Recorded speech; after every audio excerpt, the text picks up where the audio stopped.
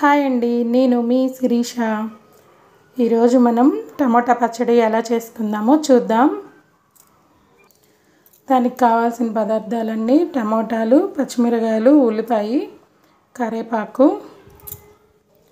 Stove మీద గిన్నె పెట్టానండి. స్టవ్ వెలిగించుకుందాం. వెలిగించేసాను.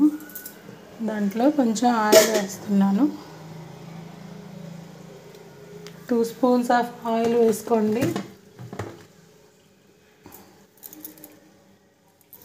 ఆయిల్ కొంచెం హీట్ అవ్వాలి. టమాటా పచ్చడిని చాలా రకాలుగా చేసుకోవచ్చండి. ఇప్పుడు దానికి కావాల్సినవి ఇదిగోండి: జీలకర్ర, ధనియాలు, మినపప్పు, ఆవాలు. చూడండి, ఆయిల్ హీట్ అయింది. జీలకర్ర వేసుకుందాము.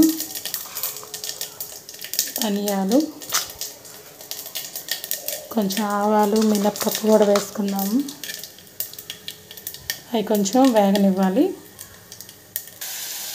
పచ్చిమిరకాయలు, టమోటాలు వేసేసుకున్నానండి. 4 వెల్లుల్లిపాయలు కూడా వేసుకోవాలి.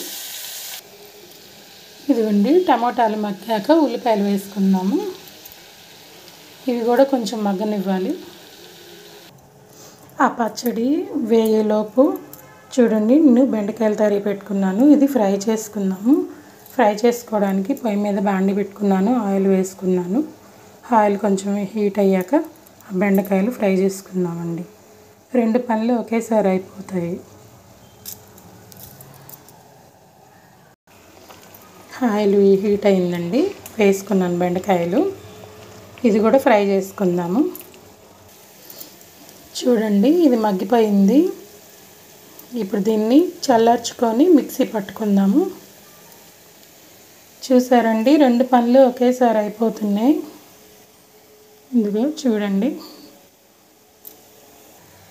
కొంతమంది దీంట్లో చింతపండు వేసుకుంటారండి. చింతపండు వేసుకునే వాళ్ళైతే ఈ మిశ్రమంలోనే డైరెక్ట్గా వేసేసుకోండి. అది కూడా మగ్గిపోయిద్ది. అప్పుడు కలిసిపోతుంది. మిక్సీ పట్టుకున్న బాగుంటుంది. కానీ నేను చింతపండు వాడట్లేదు. ఇదిగోండి, 1 లెమన్. ఈ లెమన్ కూడా ఇప్పుడు వేయనండి, లాస్ట్లో కలుపుకుందాం లెమన్ని. చూసారుగా, ఫ్రై కూడా